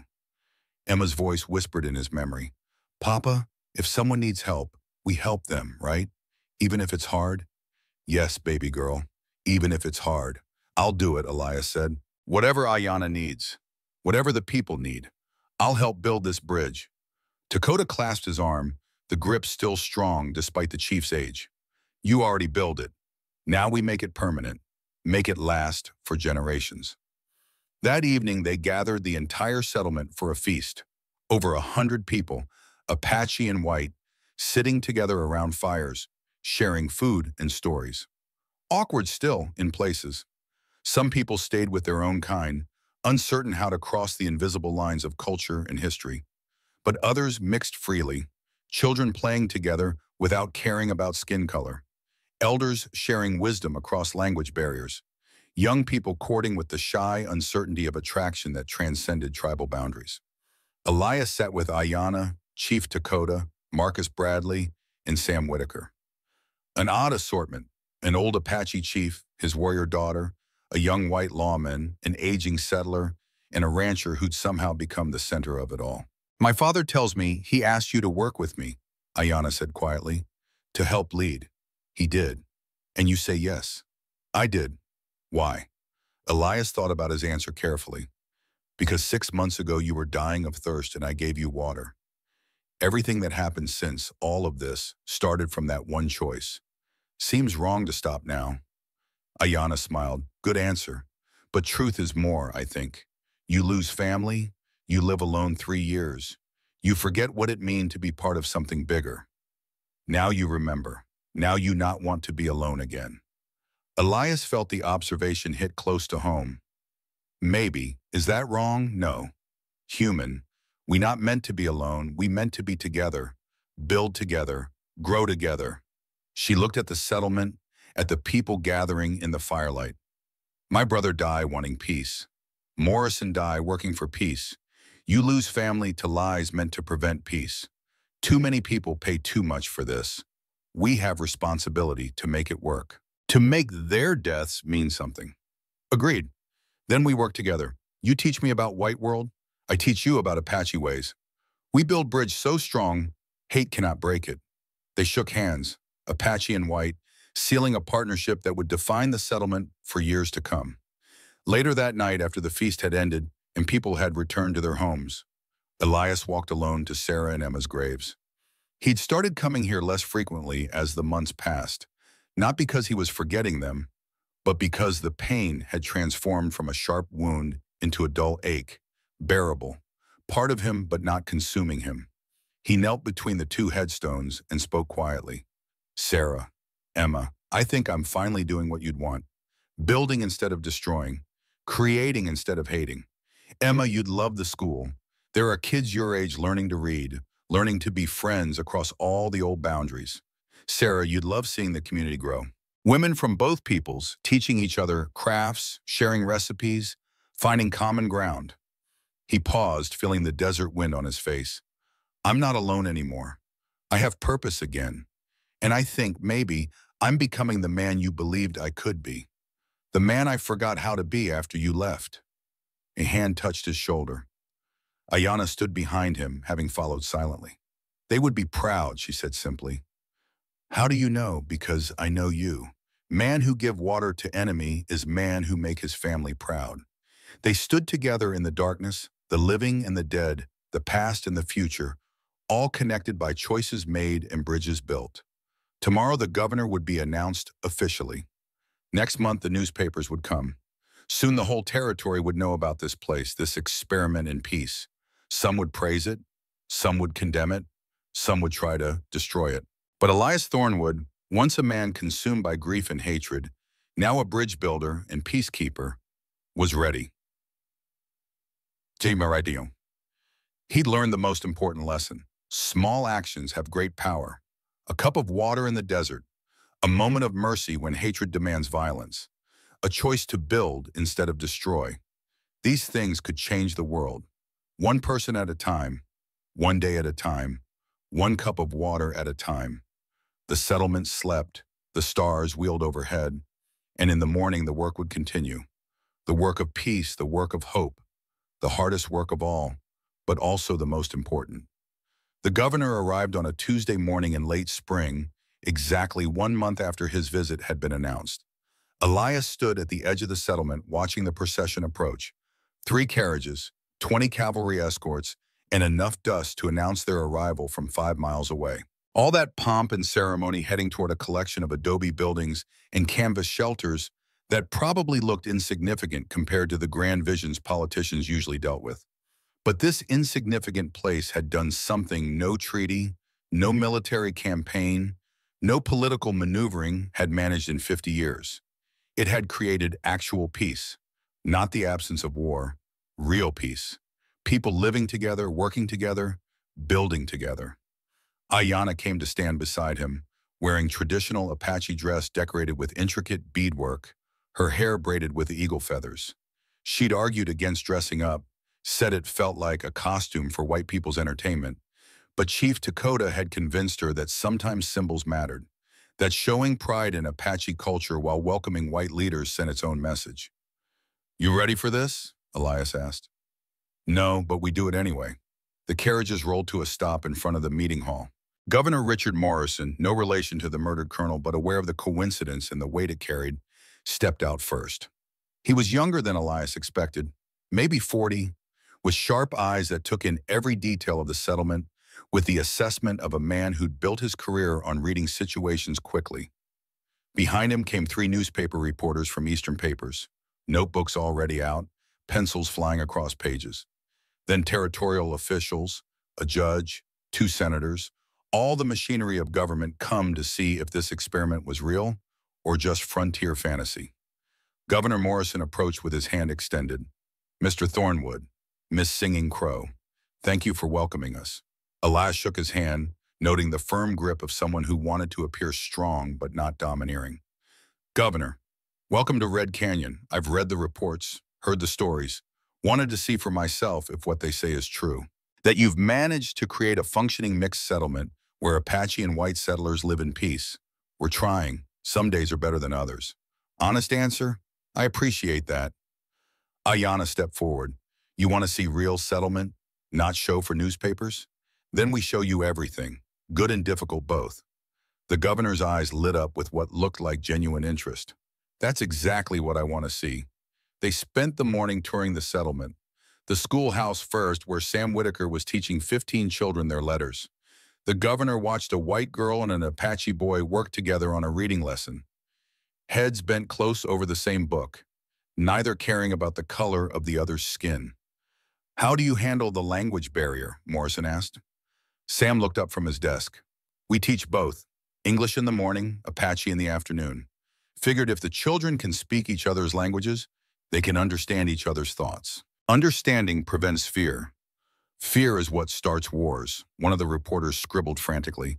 At the meeting hall, they observed a dispute being settled. 2 men, one Apache and one white settler, arguing over a horse trade that had gone bad. Chief Dakota sat on one side of a long table, Elias on the other, listening to both sides through translation provided by Ayanna. The Apache man claimed the settler had sold him a lame horse, hiding the injury with careful shoeing. The settler claimed the horse was fine when sold, that the Apache had ridden it too hard and caused the lameness. Elias listened to both stories, then asked to examine the horse. He spent 20 minutes checking its legs, its hooves, the way it moved. Sam Whitaker, who'd worked with horses all his life, helped with the examination. Finally, Elias returned to the hall. "The horse has an old injury, poorly healed, at least 3 months old, maybe older. It was lame before the sale. But the shoeing job hit it well enough that someone who didn't know horses might not notice." He looked at the settler, whose face had gone red. "You knew. Maybe you didn't cause it, but you knew, and you sold it anyway." The settler started to protest, but Elias held up a hand. "Here's the ruling. You buy the horse back at full price. You keep it and nurse it properly, or sell it honestly with the injury disclosed. And you owe the Apache man an apology for dishonest dealing." The settler looked like he wanted to argue. Then he looked around at the gathered crowd, Apache and white both, all watching to see if justice would be done fairly. He nodded slowly. "I apologize. I needed the money and thought I could get away with it. I was wrong." The Apache man accepted the apology with dignity. Money changed hands. The horse was led away, and the crowd dispersed, satisfied that the system worked. Governor Morrison watched it all with those sharp eyes. "You have no legal authority to make those rulings." "No," Elias agreed, "but we have moral authority, and out here sometimes that matters more." At lunch, they sat together under the cottonwood trees, eating food prepared by women from both communities. Venison stew, Apache style. Cornbread, settler style. Coffee and herbs mixed together, creating something new that belonged to neither culture in both. The reporters asked questions. How many people lived here? About 120 now, Elias told them. How did they handle serious crimes? They hadn't had any yet, thank God, but the plan was to involve both Apache justice and territorial law. What about marriage between the peoples? It had happened twice, with families from both sides learning to accept it. One reporter, a thin man with spectacles from a Boston paper, asked the question Elias had been waiting for. What happens when someone refuses to accept this? When hatred proves stronger than your ideals? Ayanna answered before Elias could. Then we fail. We not lie and say everyone accept peace.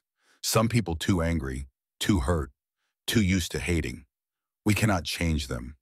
We can only build something strong enough that their hate not destroy it. And if they use violence, then we defend. Apache warriors protect this place. White deputies protect this place. We not pacifists. We just choose peace first. Violence only when necessary. The reporter scribbled more notes. That afternoon, they visited the farms on the edge of the settlement. Apache and white farmers working adjacent fields, sharing irrigation techniques, comparing crop yields. An older Apache man was showing a young settler family how to plant corn using traditional methods that worked better in the desert climate. A white farmer was teaching Apache families how to build better storage bins for grain that would last through winter. Small exchanges, knowledge flowing both directions, trust building incrementally.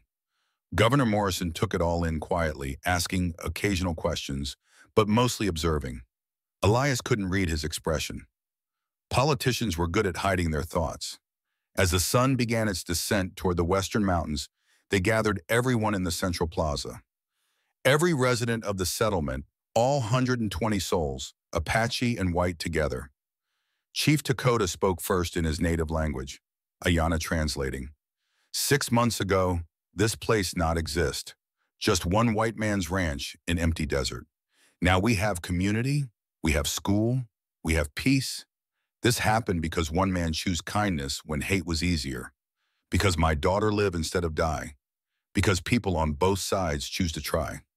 He paused, looking at the gathered crowd. Some of you lose family in wars. Some of you have reason to hate. That not go away because we say peace now. Hate live long time. But we choose something stronger. We choose future. We choose our children not die like we almost die. We choose build instead of destroy. Murmurs of agreement rippled through the crowd. Elias spoke next, feeling awkward addressing so many people, but knowing it needed to be said. I lost my wife and daughter 3 years ago. For a long time, all I had was hate. It felt good. It felt righteous. It gave me purpose when I had nothing else. But hate is poison. It kills everything it touches. It almost killed me. He looked at Ayanna, who nodded encouragement. When I gave water to a dying woman, I didn't know I was choosing peace. I just chose mercy. But sometimes that's all it takes. One choice, one moment of seeing another person as human instead of enemy. One cup of water offered when thirst is greater than fear. He gestured at the settlement around them. This place exists because people kept making that choice. Day after day, moment after moment, choosing trust over suspicion, choosing cooperation over isolation, choosing to build bridges instead of walls. Elias paused, looking at the governor and the reporters. You came here to see if peace is possible. If Apache and whites can live together, the answer is yes. But only if both sides wanted enough to do the hard work. To forgive when forgiveness seems impossible. To trust when trust has been broken 1,000 times. To believe that maybe, just maybe, our children can have something better than what we had. The settlement fell silent. Even the children had stopped playing to listen. Governor Morrison stood slowly. When he spoke, his politician's voice had been replaced by something more genuine. I came here skeptical. I've seen too many peace initiatives fail, too many treaties broken, too many promises that meant nothing the moment they became inconvenient. But what I've seen today is different. He looked around at the gathered people. This isn't a treaty signed by governments who'll ignore it when convenient. This is people choosing to live together because they've decided hate costs too much. It's messy and complicated and probably fragile, but it's real. Morrison turned to his officials. I'm recommending full territorial support for this settlement, legal protection, funding for the school, recognition as a special administrative zone under joint governance. I'm also recommending that we establish 3 more settlements like this across the territory, using Red Canyon as the model. Surprise murmurs ran through both the crowd and the officials. Ayanna's eyes widened. Even Chief Dakota looked taken aback. You would do this? Ayanna asked. Make more places like ours? If you'll help. If you'll share what you've learned. The mistakes and the successes both. We can't force peace, but we can create conditions where people who want peace can build it. Elias felt something shift in his chest. This was bigger than he'd imagined. Not just one settlement trying to survive. A movement. A real chance to change how the territory worked. But he also understood the danger. Attention brought scrutiny. Success bred resentment. There were still plenty of people who profited from war, who needed hatred to maintain their power, who would see this expansion as a threat. Governor, Elias said carefully, if we do this, if we expand, we become a bigger target. There are still people out there who want war, who make money from conflict. Going public like this puts everyone here at risk, I know. That's why I'm also assigning a permanent cavalry detachment to protect the settlement. 20 soldiers stationed here under orders to prevent any violence against civilians. Marcus Bradley stepped forward from where he'd been standing with the crowd. And I'm requesting a transfer. Make me the official territorial deputy for Red Canyon. Someone who knows this place, who understands what we're building. The governor nodded, approved. As the meeting dispersed, as people returned to evening routines, as the governor's party prepared to depart in the morning, Elias found himself alone with Ayanna by the stream. This is bigger than we planned, she said quietly. Much bigger. You scared? Terrified. You? Same. But Emma used to say that brave means doing the scary thing anyway. Ayanna smiled. Smart daughter. They sat in silence for a while, listening to the water flow over stones, watching stars begin to appear in the darkening sky. Your father asked me something months ago, Elias said, about working with you, leading together. I said yes then because it seemed right. But now with all this, I need to know you're truly willing. This isn't going to be easy. We'll have enemies. We'll have people trying to destroy what we've built. I know. And you still want to do this? Ayanna looked at him with those dark eyes that had first held pain and thirst, then gratitude, then determination. My brother died for peace. Morrison died for peace. Your family died because men wanted war. Too many ghosts watching us. We have responsibility to them, to make their deaths mean something. She paused. Also, I think maybe we good at this. Building bridges. You understand white world but have Apache heart now. I understand Apache world but learned white ways. Together we speak both languages. Understand both peoples. We are bridge. Elias felt the truth of it settle into his bones. Then we do it. We build this thing as big as it needs to be. And we protect it from anyone who tries to tear it down. They shook hands, sealing the partnership again, more formally this time. Not romance, never that, but something equally deep. A bond forged in blood and water, in trust earned and bridges built. The night deepened. The settlement slept. Tomorrow would bring new challenges, new opportunities, new dangers. But for now, there was peace. Real, genuine peace. The kind that came from people choosing it every day, in small ways and large. The kind that could last if protected and nurtured and fought for when necessary. Elias walked one last time to Sarah and Emma's graves before sleeping. We did it, he whispered to the stones. We built something that matters. Something that might actually change things. I hope you can see it. I hope you know that your deaths weren't for nothing. That the hate that killed you is being transformed into something better. The wind whispered through the cottonwood trees, carrying the sound that Sarah had loved, like distant conversations between souls. And in that wind, Elias heard what he needed to hear. Not words exactly, but permission, blessing. The knowledge that moving forward didn't mean forgetting. That building new things didn't betray old loves. That Emma and Sarah would want this for him. Would want peace more than revenge. would want children to grow up safe more than enemies to suffer. He touched each headstone gently. Thank you for teaching me about kindness when I'd forgotten, for showing me that small acts matter, for being the reason I gave water to a thirsty stranger and changed everything. Then he walked back to his house, to sleep, to prepare for tomorrow and all the tomorrows that would follow. The story that had begun with blood and ended with bridges was entering a new chapter. Not an ending, because peace is never finished. It's always being built, always being defended, always being chosen over easier options. But a beginning, a real one. The kind that could last for generations if people kept making the choice. The choice to give water when someone is thirsty. The choice to show mercy when hate demands violence. The choice to build when destruction is easier. The choice to see enemies as human beings capable of becoming friends. One cup of water at a time, one choice at a time, one bridge at a time. That was the legacy of Red Canyon. Not just a place on a map, but an idea that could spread. That was spreading if the governor kept his word. The idea that peace was possible. Difficult, yes. Fragile, certainly, but possible. And sometimes in this hard world full of hatred and violence and grief, possible was enough. It was more than enough. It was everything. The stars wheeled overhead, ancient and indifferent to human struggles. But beneath them, in a small settlement in Arizona territory, people slept peacefully, Apache and white together. Children dreaming dreams not haunted by war. Adults building futures instead of dwelling on past grievances. And in the morning, when the sun rose over Red Canyon, they would wake and make the choice again. Choose peace. Choose trust. Choose to keep building one day at a time. For all the tomorrows yet to come, the end. Epilogue. 10 years later, Red Canyon was no longer a small experimental settlement. It had grown into a thriving town of over 800 people, roughly evenly divided between Apache and white settlers. The school educated 60 children. The meeting hall had been rebuilt twice to accommodate the growing population.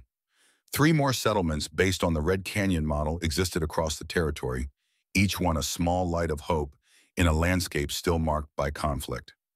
Elias Thornwood, now 48 years old and officially recognized as co-administrator of the Red Canyon Peace Zone, stood on the same ridge where he'd watched the governor arrive a decade earlier. His hair had gone gray at the temples. His hands bore the calluses of a man who still worked his land despite administrative duties. Beside him stood Ayanna, now 39, officially recognized as the first female Apache chief in recorded territorial history. She'd taken her father's place 5 years earlier, when age finally caught up with the old warrior. Dakota had died peacefully in his sleep, content that his people had a future beyond endless war. They watched a new group of settlers arrive, families fleeing violence in other parts of the territory, drawn by stories of the place where peace was more than a politician's promise. "You ever think about that first day?" Ayanna asked. "When I was dying and you gave me water?" "Every day. Regret? Never. Good, because look what one cup of water built." She gestured at the town below, thriving and growing, proving every day that peace was possible when people chose it. Elias smiled. Emma would have loved this. Yes, she would. And somewhere into the wind that whispered through the cottonwood trees, a little girl's laughter echoed across the canyon, happy that her father had finally found his way home. To peace, to purpose, to a future worth building, one cup of water at a time.